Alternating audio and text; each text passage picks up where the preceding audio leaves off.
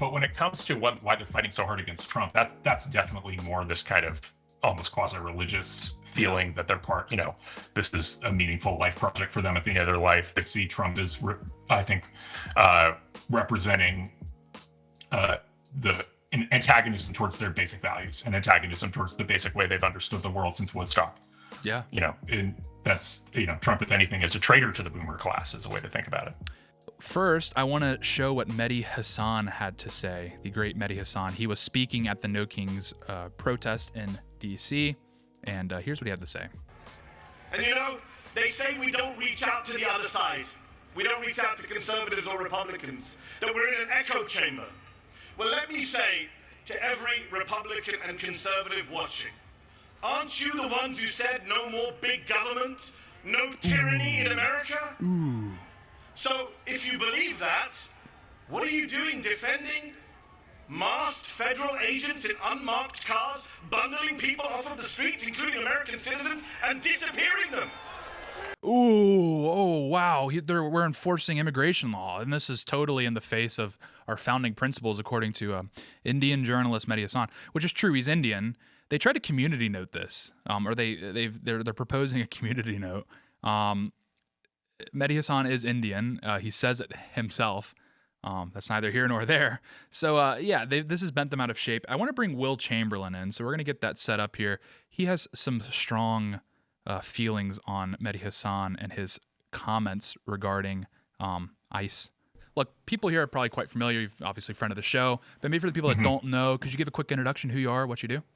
I'm senior counsel at the Internet Accountability Project, which I do legal and political advocacy. We try and fight to get judges confirmed, get key bills passed that touch on the courts. And then I'm also vice president of external affairs at the Edmund Burke Foundation, where I help organize and put together the national conservatism conferences. Sweet. Good stuff. Well, so earlier in the show, and you've probably seen this clip, we were discussing this clip of this lady. I'll say she's kind of gravity challenged, I think would be a gratuitous explanation for her situation. And she was gesturing to her neck, obviously mocking the death of Charlie Kirk. And we saw this. We saw, a lot of rhetoric surrounding Kirk and this No Kings protests over the weekend. And then I just played a clip from Mehdi Hasan, who basically did nothing to lower the temperature.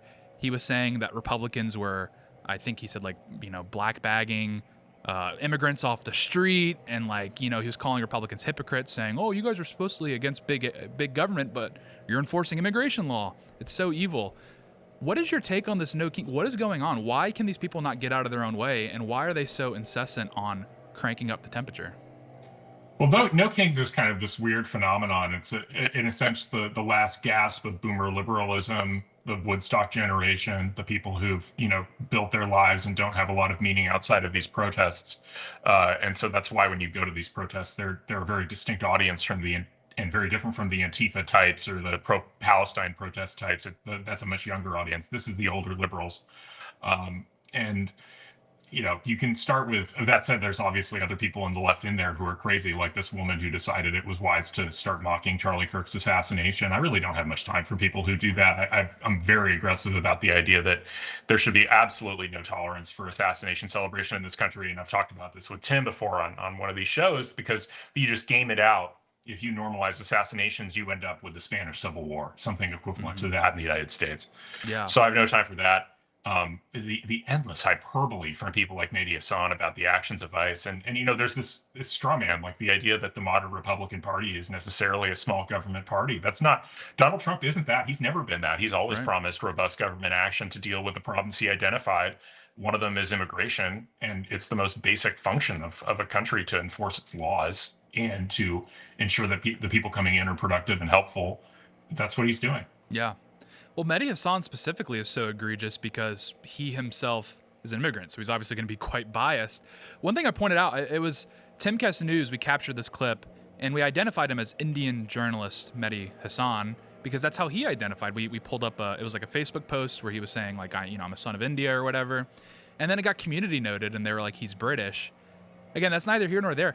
Why is someone like Mehdi Hasan not denaturalized and deported at this point? Because he's cranking up the temperature to such a degree. I'm like, why is this guy even still here? I mean, I know this is kind of a side note, but I wanted to ask you. Well, I think Mehdi should self-deport back to Britain. I think he'd be much happier in a country that aligns with his Islamist values. That's the United Kingdom.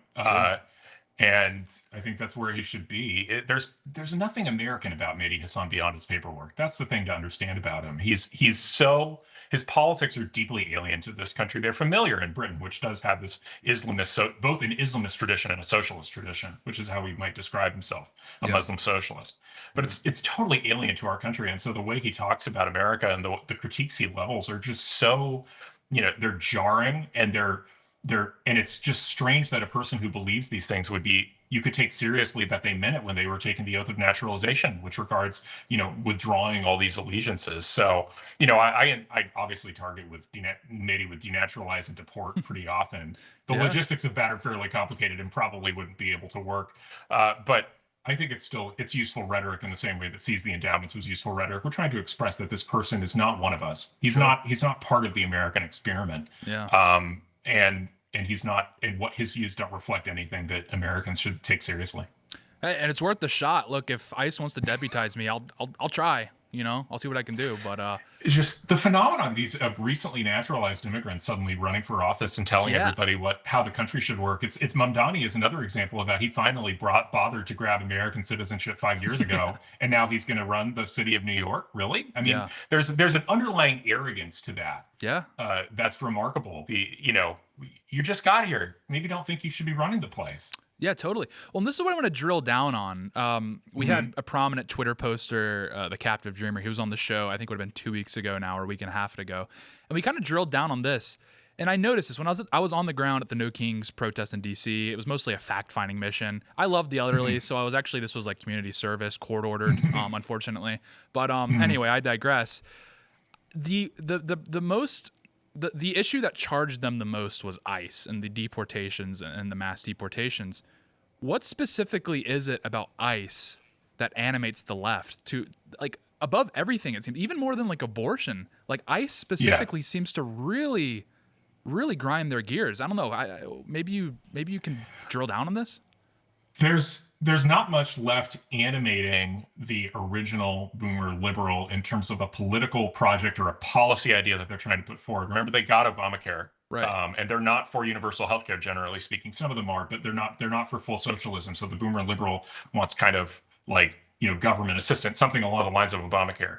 But Obamacare is not working. The Iran deal is a failure. The entire Obama presidency, when you look back, looks really, really bad. Yeah. It looks just every signature bill or signature initiative of his either is irrelevant now because it got overtaken by events or failed miserably. So that leaves the boomer liberal kind of like afloat, adrift, not really knowing what to be advocating for. And then it becomes a movement that just becomes obsessed with its own power. And ICE is targeted at the democratic power of the liberals because it's supporting their voters. And I think that's as simple as that. I think it's a recognition from older progressives that their project is going to come to an end unless they can replace and replenish their voter base with immigrants. Yeah. I think these old heads should just hang out with their grandkids. I think that's what they should be doing instead of like problem is many of them don't have many, and if they do, they don't have very good relationships with them. That's very true.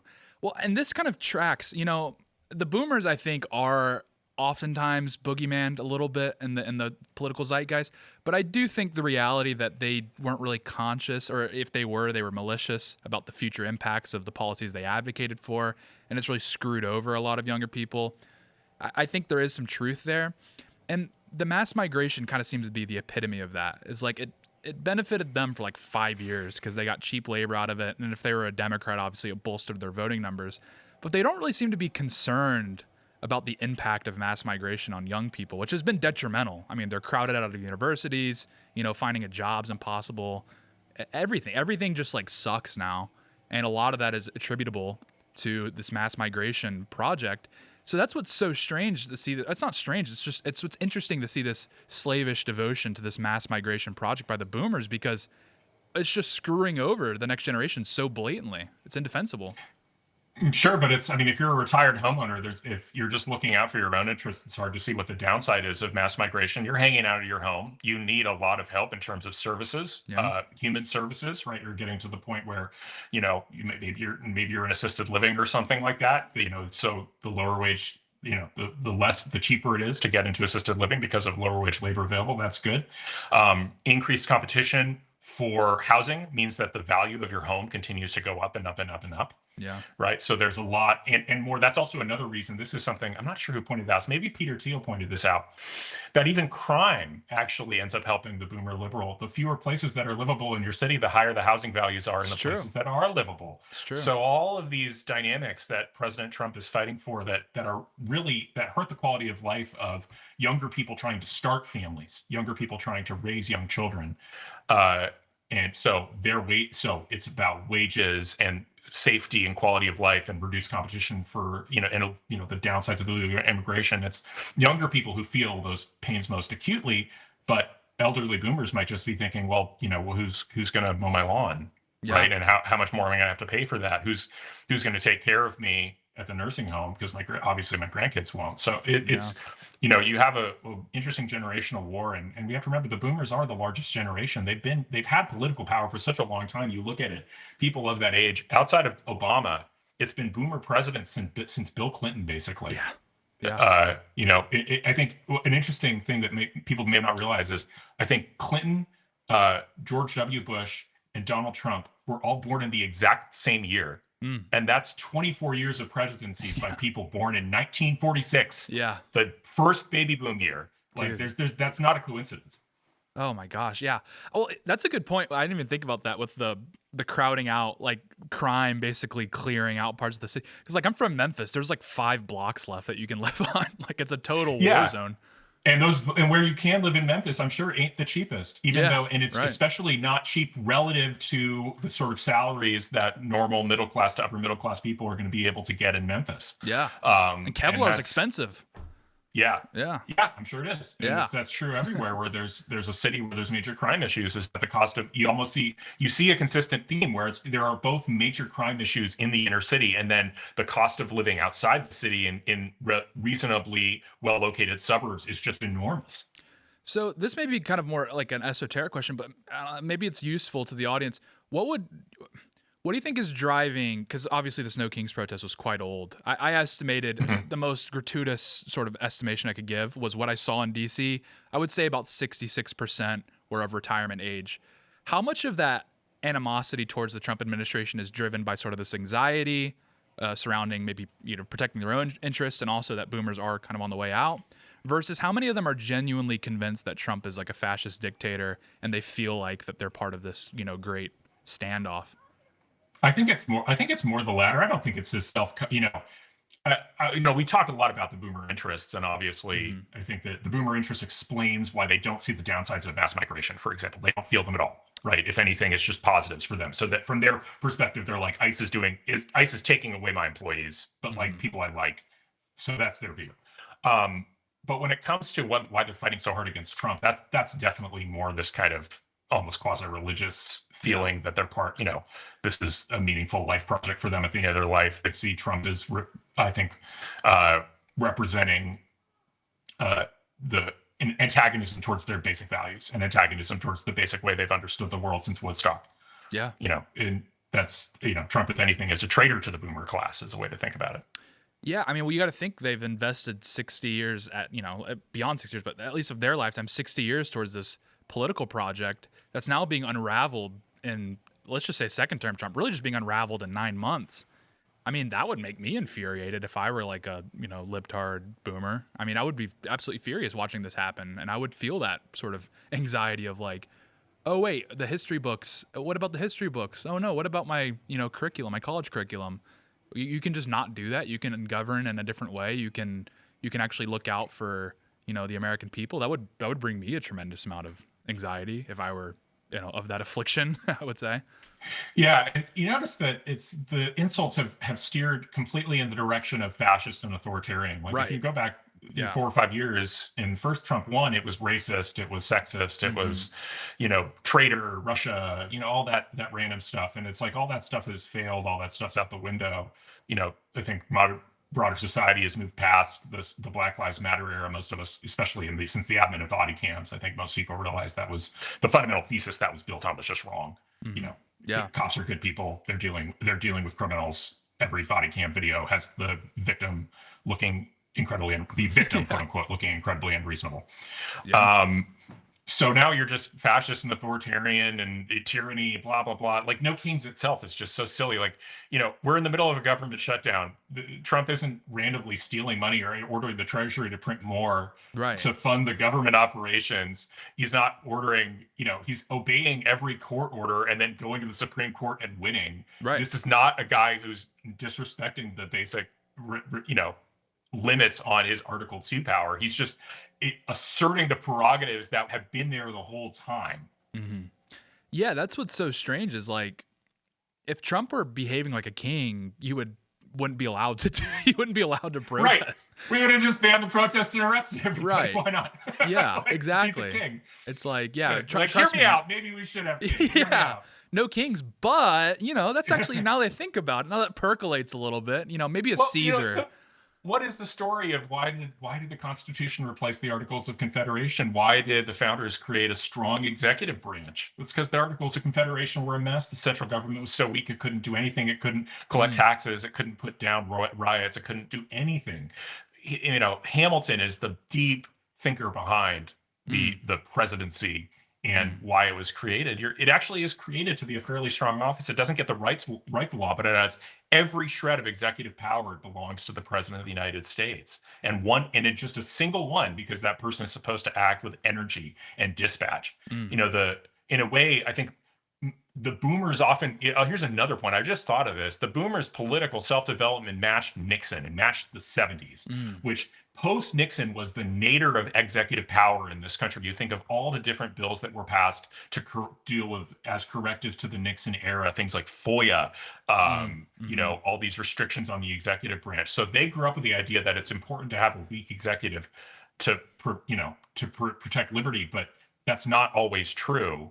And certainly it's not true in a world where you have this massive congressional sclerosis and you need the one guy who's elected by the entire country to use the executive power to help move things forward. Yeah.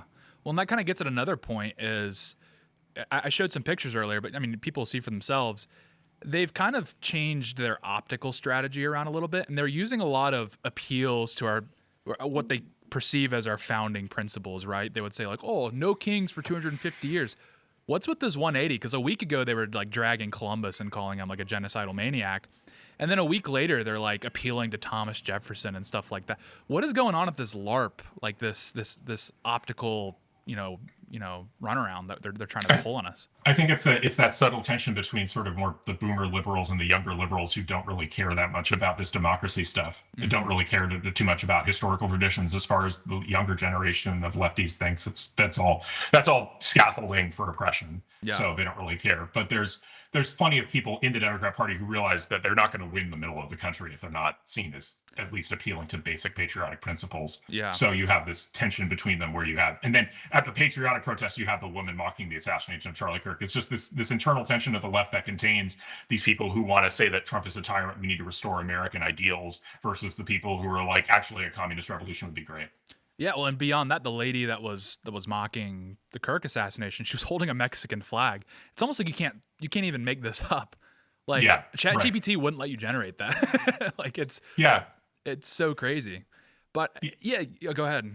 No, you go first. Yeah, well, I was just saying, like, and then you compare that back to the LA riots earlier this year, where it was clearly just a Mexican nationalist, like, I would say almost borderline insurgency. That's what it certainly felt like. I wasn't on the ground, but that's how I perceive it when you're shutting down highways and attacking federal buildings. It's this retconning where it's like the older boomers in the Democrat Party, really just the older establishment. I mean, this includes the upper end of Gen X as well, grew up in a vastly different America than it exists now. And so they're like kind of like, guys, wait, you're supposed to wave the American flag and LARP. Like, what are you guys doing? And like you're hitting on, there's this massive divide, and I don't know how much longer we're going to see this Democrat Party that at least tries to make these, appeals. I think we're just going to see a third worldist party in the not too distant future. I think that's right. I think it's going to be a third worldist party. I don't think that the sort of patriotic old school boomer liberals, and I mean they have a particular kind of patriotism, but it at least is like an attempt to be patriotic.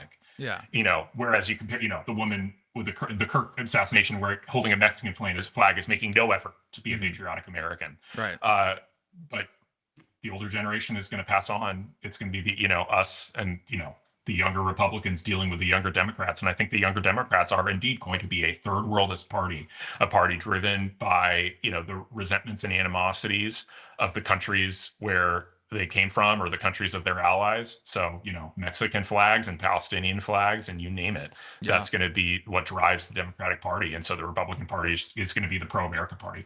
Yeah. Well, I mean, Zoran's like a great example of the future of the party. Like, there's this whole attempt to try and clear the field for Cuomo so then he can take on Zoran 101. And it's like, I get it, right?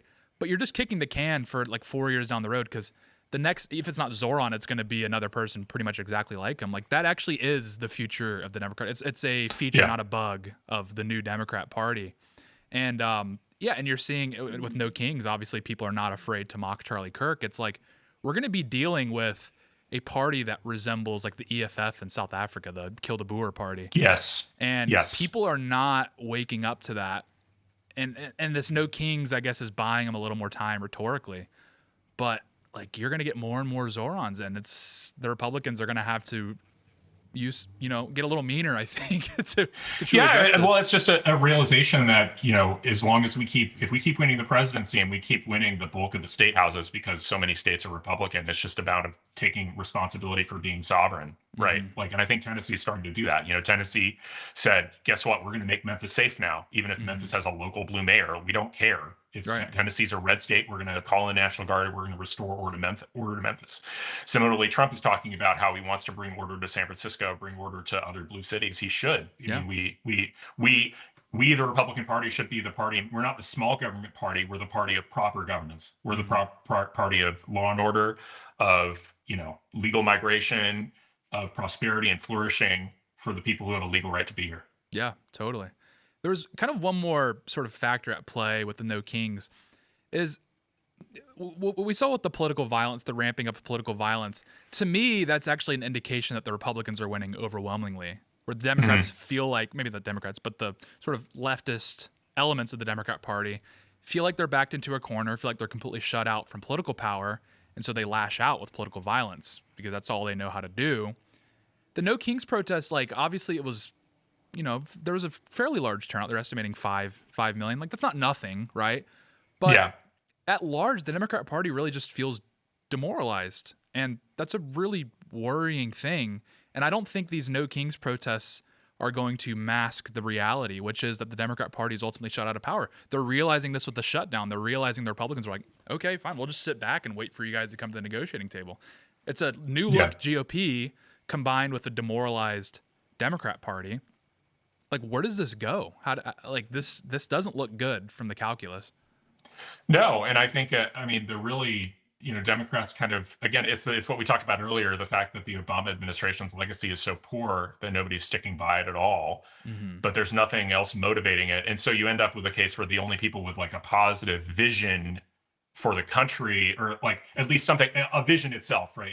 As they'd say, the Big Lebowski, like at least it's an ethos, the idea that, but at least the communists have an idea of what they want to do. Sure. And I don't know that the boomer liberals have an idea of what they want to do with power. I don't know that they do. I think they just want to hold on to it for its own sake and for their own sake, and just stop people from deporting.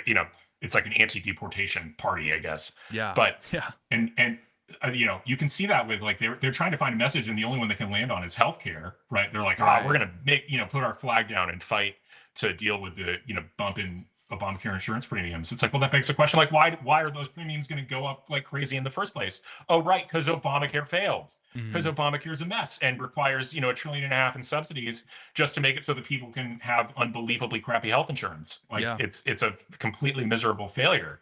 So they don't. What are they?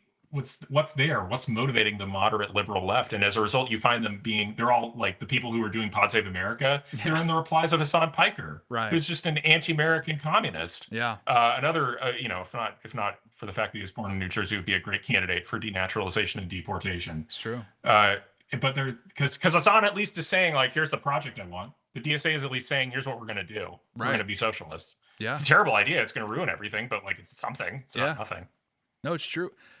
Yeah, I mean, because and you have this like you're talking about like this Ezra Klein. I don't even want to call it a wing of the Democrat Party because I really don't think they actually have that many ears in the Democrat establishment. I think, like you said, the older sort of rungs of the Democrat Party are really just concerned of maintaining political power. And that's why you've got this schizophrenic messaging at the No Kings protests. Like I was there, Bernie Sanders got up and he was like railing on like Elon Musk. And then, like Mehdi Hasan gets up and he's like complaining about ICE. It's like they weren't even focused on like what specifically they had a problem about with Trump beyond the fact that he's Trump. Yeah. And I think that's, the Never Trump stuff has just completely run out of gas. All the lawfare failed. Every project to get rid of Trump has completely failed at this point, and now Trump is at the apex of his power after 10 years of the Democrat movement being solely focused on taking him down. Yeah. So it leaves them kind of bereft of a message, and it's going to be hard for them to reconstruct out of this. And I mean, you look at the polling, people don't blame Trump for the shutdown. Yeah. They think, oh, healthcare is good, but the Democrats should probably come to the table. And I mean, Republicans are going to be willing to make some sort of deal. They don't want healthcare insurance premiums to spike, 5x for people, for a 10% of the population. They don't want that, so they'll figure out some sort of accommodation there.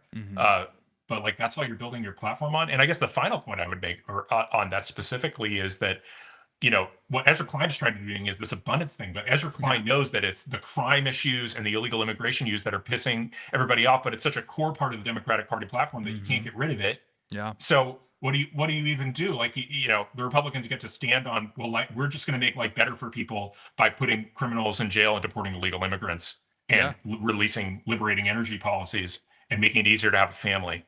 Yeah. And like Democrats are stuck on, if there are three big issues that dominate American politics right now, it's immigration, crime, and the economy. And the Democrats are on the 2080 side on two of them, on immigration and crime. Yeah. It's a disaster. I mean, that's even with like No Kings. It's just, they're not actually concerned about they're on the wrong side of the policy. They're just convinced that it's maybe the messaging that's wrong. So they keep trying to like repackage the messaging. They trot out some like 25-year-old who has like, a hedge fund manager dad to like maybe try and like appeal to Zoomers or something. And it's like, no, it's the policy sucks. Like you can actually have terrible messaging, but still get across the finish line with great policy. The Republicans did it. That's actually, I mean, think about how little, how hard Trump had to work to win in 2016 and how aligned the messaging forces of the world were against him. Right. But he was just the guy saying illegal immigration is bad, crime is bad, we should kick our enemies' asses, have fairer trade deals. And just a huge chunk of the country was like, we want that. Yeah. We want that. And immigration is horribly unpopular everywhere. Everywhere, right? Not just in the United States. It's the driver of every politics in a Western country. And it's the driver of politics in Japan now too. It doesn't matter where you are. Like every existing Western society, the popularity of immigration is just at best 65-35 against. Yeah. And so like if you're running on the wrong side of that, you're struggling for a message because the other side gets to say because it's such a meta issue. It controls how everything else in society works. Like you're talking about healthcare. It's like, okay, but illegal immigration is a big driver of the cost of healthcare because illegal immigrants consume so much healthcare at the emergency room, which is why everybody has to go to some crappy urgent care and get mediocre care there because they can't go to the emergency room because the line is insane. Like housing prices, illegal immigration, like crime, illegal immigration, it all ties together. Yeah. It even trickles down to like the crappy manifestations of liberal democracy. Like I was in Zambia and I was asking like a cab driver, I was like, what is the big problem? And he's like, it's these Malawians coming in and causing problems.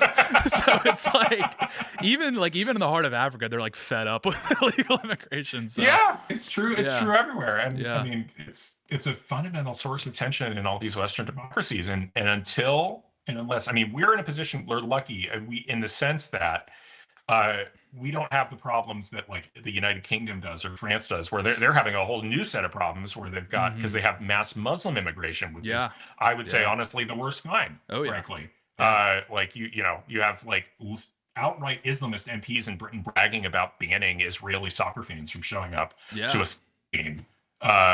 Thankfully, we don't have that, but it's an indicator. It's a reminder that we need to make sure that the border is the one place we actually can enforce these things, because we have the First Amendment protecting freedom of speech and freedom of religion in a way that the European countries don't. So they can be more aggressive about dealing with the downsides of Islamist politicians, but we can't. So we need to like make sure that there is not serious Islamic immigration to our country. Yeah, absolutely.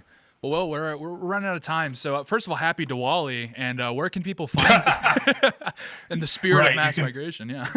Yeah, you can find me at Will Chamberlain on X. You can find the Article 3 Project at a3paction.com, where you can see what we have going on in terms of projects, activism projects that you can email your senators and representatives for. And those are the two big places. But follow me on X. Sweet, love it. Well, appreciate it, Will. Until next time. Absolutely. All right. Yep. Alrighty, well, that was the great Will Chamberlain. That was fantastic. He came in and he explained it all. See, sometimes I can't sort of articulate at that high of a level. So he comes in and just drives it home. So thanks to Will. It's a great show. We will be back tonight for Timcast IRL at 8 p.m. I don't know if you saw the schedule. Head on over to Timcast News on Twitter and check out the schedule. We got some names on this week that I think you'll find very interesting. So head on over there. But yeah, we'll be back tonight at 8 p.m. for Timcast IRL. You can find me on X and Instagram and elsewhere at Real Tate Brown. Follow me on X specifically. I'm active on there. And with that, thank you very much for watching. We will see you all next time. Oh, and we will raid Devori Dawkins. We will. So let me get that. Darkins, rather. Sorry. We will get that raid going here. 1 second. Look at this. We're doing it live, like Bill O'Reilly right now. Is he live? Oh, he is. Oh, he is live. He is live and he's getting after it. So I'm going to send you all over there. Boom.